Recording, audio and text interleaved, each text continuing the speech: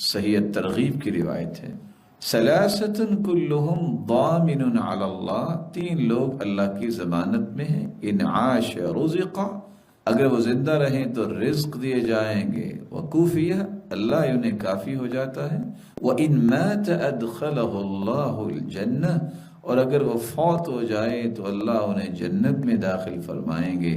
وہ تین خوش نصیب کون ہیں؟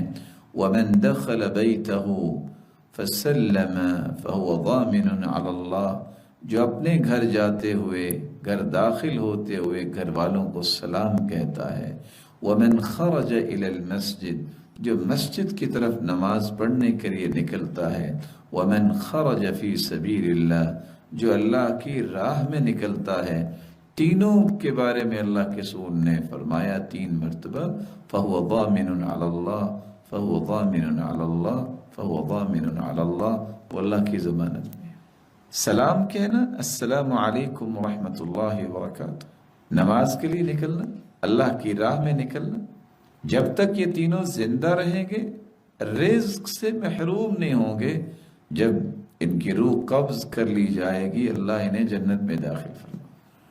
صحیح ابن حبان کی ایک روایت ہے 372، اور صحیح الجامع کی روایت ہے 3253، رسول اللہ صلی اللہ علیہ وسلم نے یہ بھی فرمایا، من جاہد فی سبیل اللہ، جو اللہ کی راہ میں جہاد کرتا ہے، کان ضامنا علی اللہ، اللہ ذوالجلال اس کا ضامن بن جاتے ہیں۔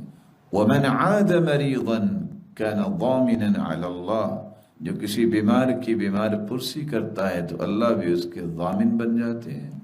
ومن دخل علی امام یعززہ کان ضامنا علی اللہ، جو حکمران وقت کو تقویت دینے کے لیے اس کے پاس جاتا ہے تو اللہ اس کا بھی ضامن بن جاتا ہے۔